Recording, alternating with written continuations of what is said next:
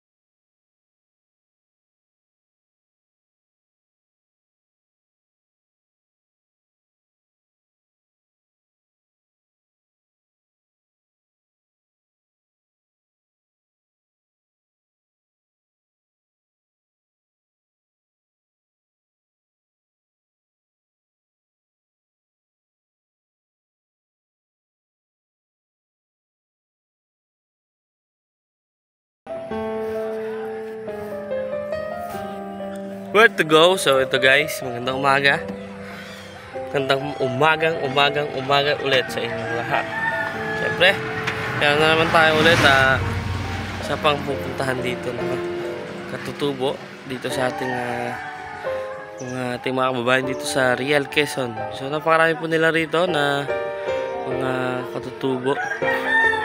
So may pupuntahan tayo na talaga ng mga makikita nyo yung bahay ay sira-sira at napakaliit. Tapos ang nakatira po dito is yung pipe, yung mga hindi siya nakakapagsalita pero nakakaintindi siya, diba? Puntahan natin si ate para bigyan din natin. Isa rin po silang mga katutubo rito na ating kababayan dito sa Real Quezon, kung saan sa gilid ng dagat po sila naninirahan dito. Tara guys, puntahan natin. Tara tayo doon. Tara natin yung sinasabi ko sa inyo, ha? Interviewin natin. Hindi ko alam kung kami magkakaintindihan ba o tuloy na nga po bang mahawa si Calcio TV. Tara guys. Tayo rito. Yan, ang pakaganda ng lugar nila rito, bes. Napakalamig. O gabi. Nako. Talagang gaganda ng panaginip namin. Mayaman na daw kami. Yung sponsor daw, namimigay ng 3 milyon sa amin. Tapos pinamimigay lang namin. So, punta tayo dito. Sa bahay nila ate. Yung bahay niyan, beso. Bahay pa ba yan? Ito yung bahay nila. Punta natin.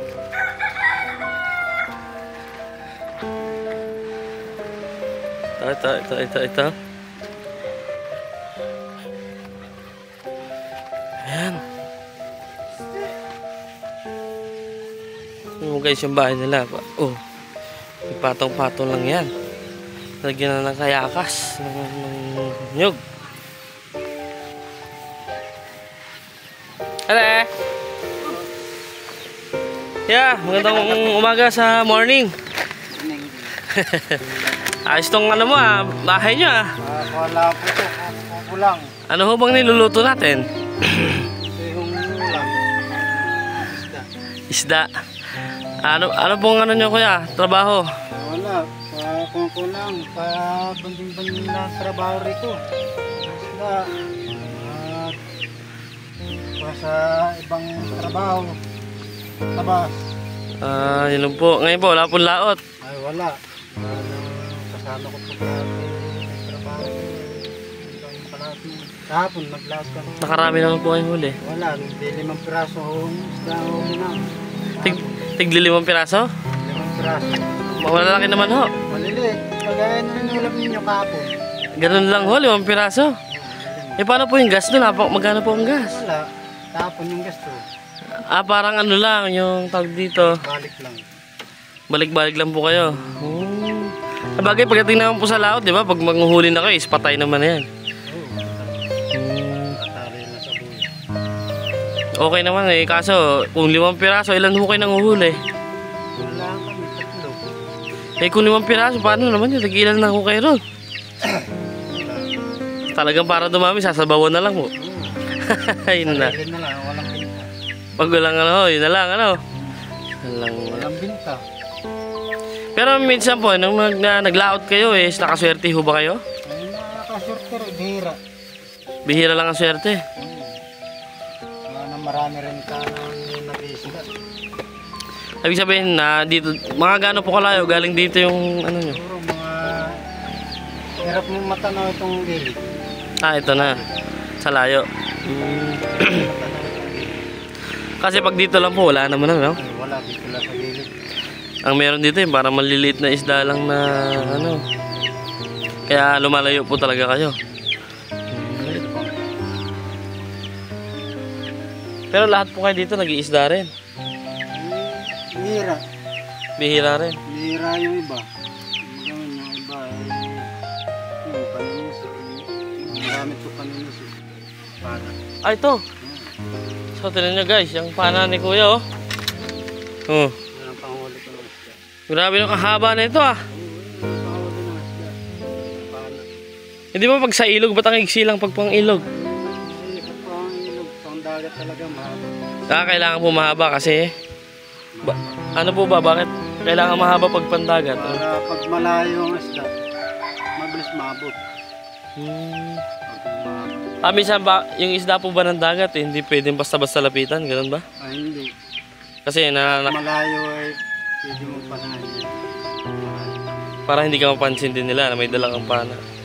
Okay. Ilan po anak nyo kuya? Dadalawa. Dalawa. May manugang na isa. Ang binal. Dadalawa lang. Dalawa lang din po. Nag-aaral na po sila. Pinag-aaral ko eh. Gusto yung tatrabaho na daw. Gusto trabaho na. Ano po nga pong pangalan nyo? Hindi ako, hindi. Eddie. Hindi nilito. Eddie na dito. Si ate po yung, ito po, misis nyo. Sa ritual yan. Maray sa ritual. Marisa Ritual. Kayo po mga katutubo rin po rito. Ano po? Ano pong nangyari kay ate? Inborn na po ba yan? Ako ang Pipi niya? pipi talaga yan. Natural na sa kanya. Natural na po. Dati pa po talaga. Simula po ng pinanganak. Ilan taon na po kayo? Kuya? Mga 40 40 na. Si ate po? wala pa. Hindi rin kabisado. Anak yan ng nanay ni kabila. Ito pong bahay na rin. Yan ang bahay na kami. Buti nakakaraos naman kuya dito, no? Nakakaras, kahit pa paano. Pang-araw.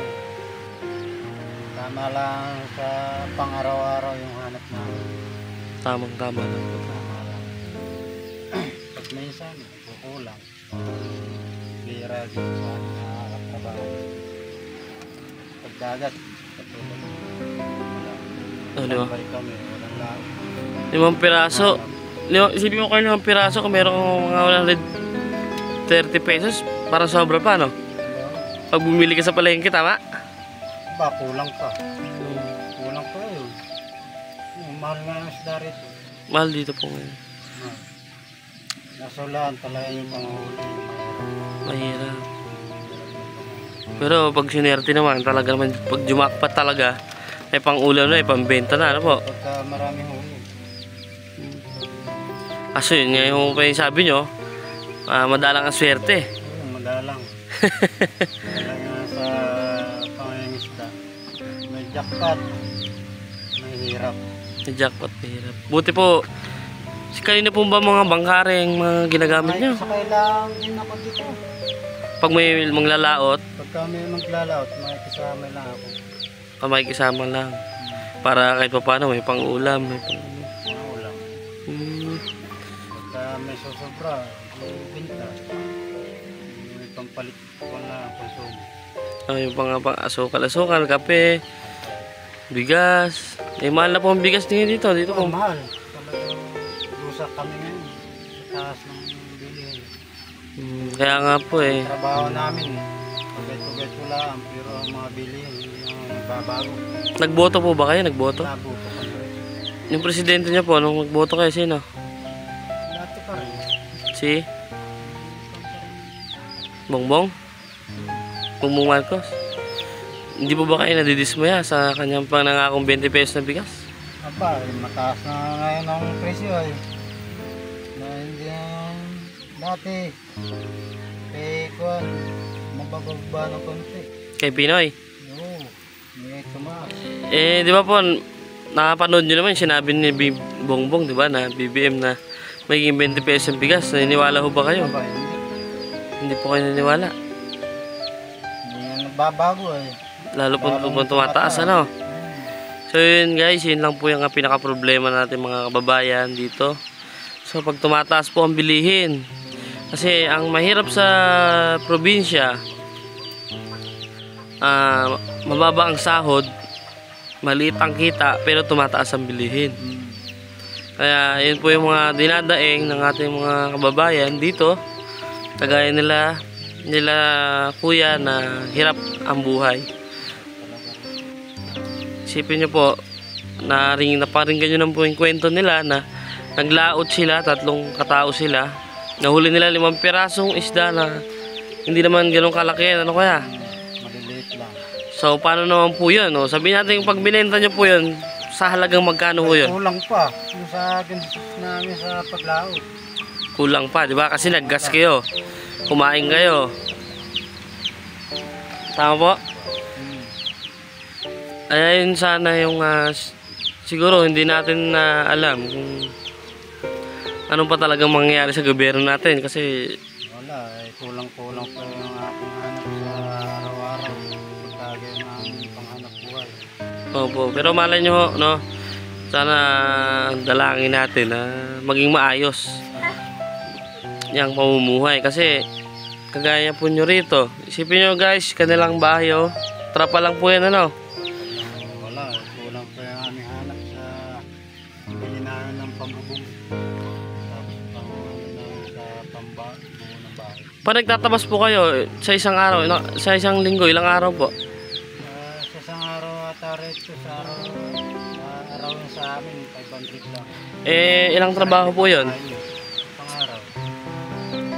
Isang araw lang po yon. Hindi ho ba araw-araw ang pagtatabas? Pagka, halimbawa, permanente, laki-laki. Nakakalaki-laki rin.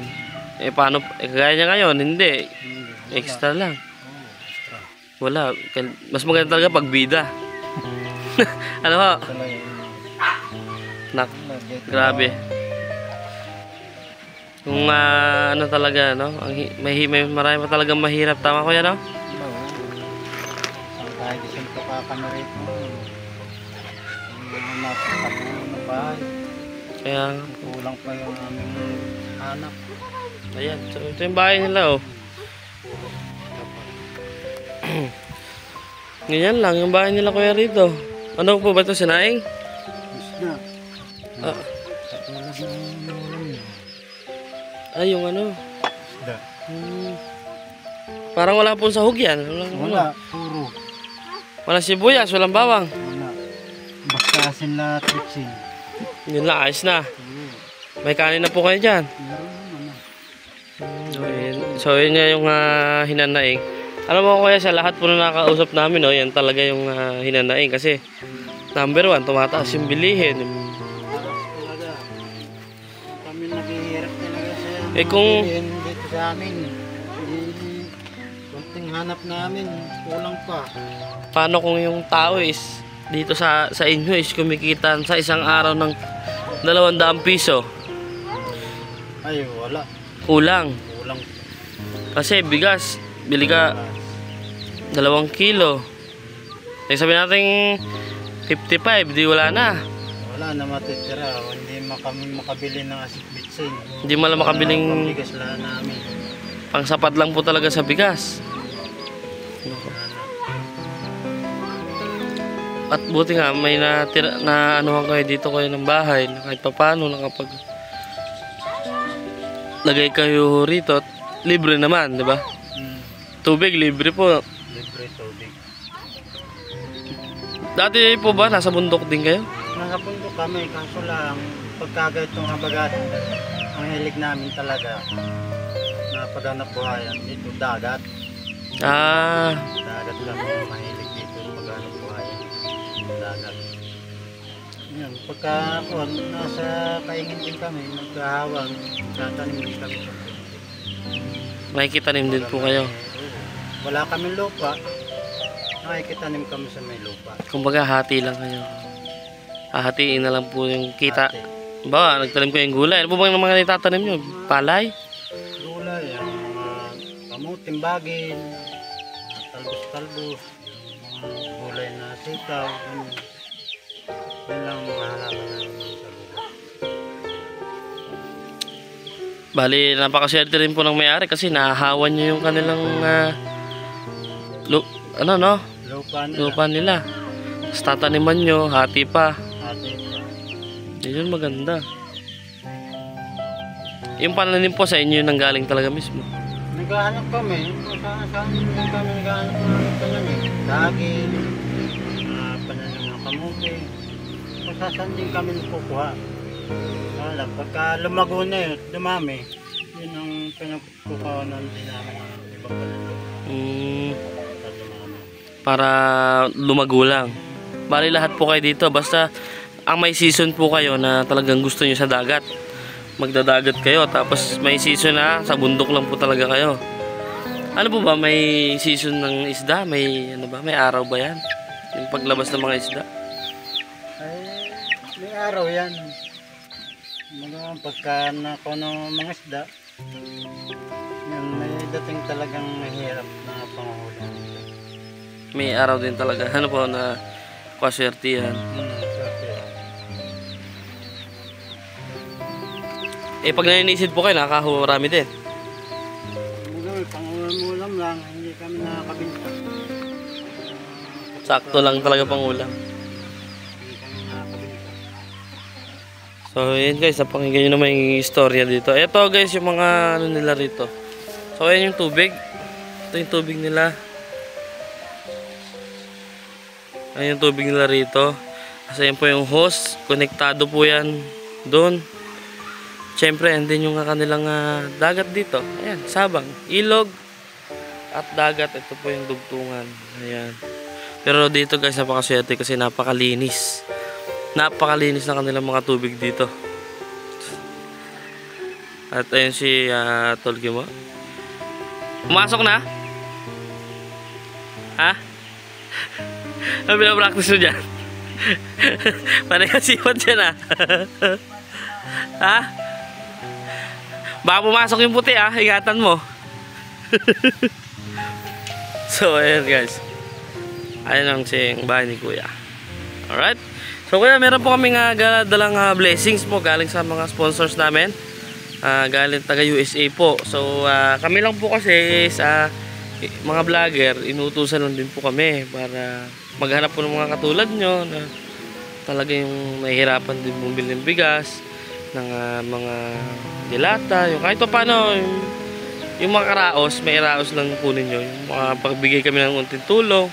Siyempre sa dami rin po namin nililibot o iniikutan na lugar dito sa atin, mga kababayan din po natin na mahihirap din, is hinahati-hati po namin yung bigay. Kumbaga, share na lang po natin kapag kayo po Kuya is nagustuhan din tulungan, pwede kayong bigyan ng may financial, may magawang kayo ng bahay, may ganun po tayong Pero ito po, bigay po ng sponsors namin na si Mami Amabela Riz. Ito po bigas na 5 kilos at syempre may mga na rin po, may mga dilata na rin po kayo dyan. Marami pong salamat sa inyo pong tulong sa amin at kami naghihirap na kayo po. Marami pong salamat. Ayan. Marami pong tulong sa amin. Ayan, kasi yung mga sponsors po natin, hindi sila, gusto man nila pumunta o kayo sila mismo makaharap nyo, kaso nga po is nasa ibang bansa po sila. So kami lang po dito sa Pilipinas na inuutosan lang po para mapaabutan kayo ng tulong dito.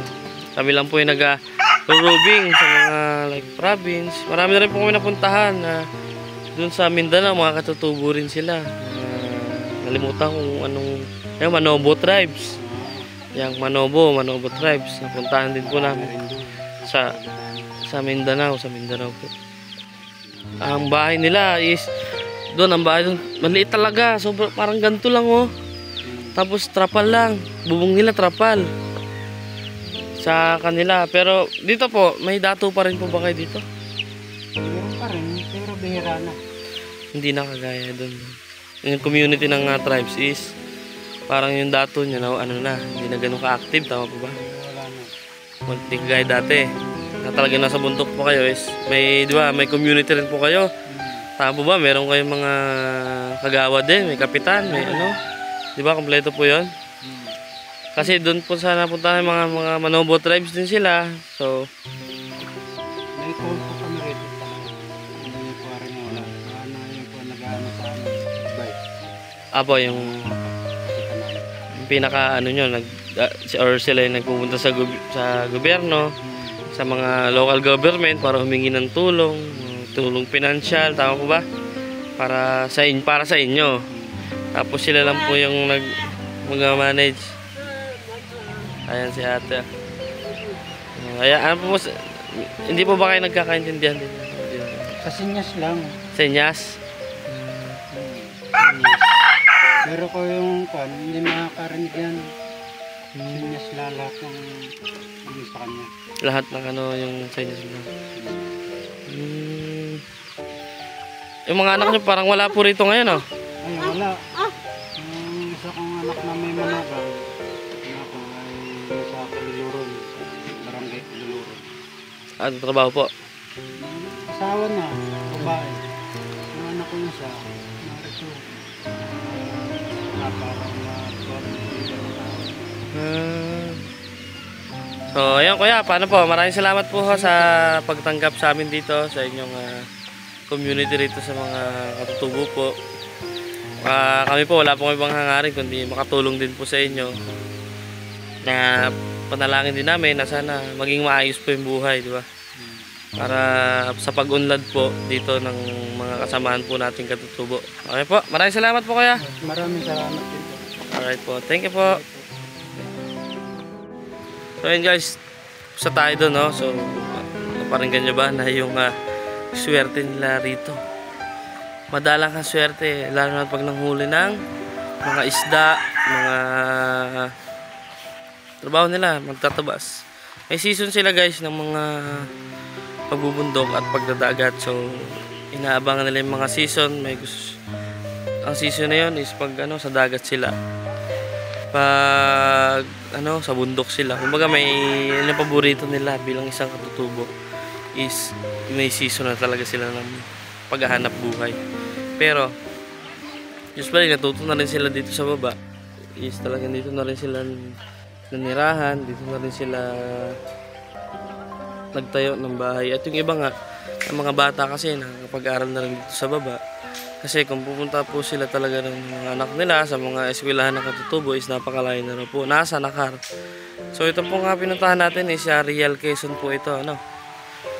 Ito po ay Real. Malapit sa dagat. Dito lang sila nakatira. Yan yung bahay ng aking katanong na si Kuya Eddie. Napakasakit Kuya Eddie. Alright? So yun lang guys. At maraming salamat. Sana supportahan nyo yung aming team. Salamat kay Mama Belaris. At syempre yan. Kay Tol Gimo. Kay Tol Boy Sardinas. Team Butete Mindanao. Shout out. So may lakad pa tayo. Diretso pa tayo ng Bicol. Alright? Andun na lang guys. Supportahan nyo yung team Butete Mindanao. Syempre. Shout out Idol Edison Butete Official. At takbo to si Calzo TV. Alright? Bye bye guys.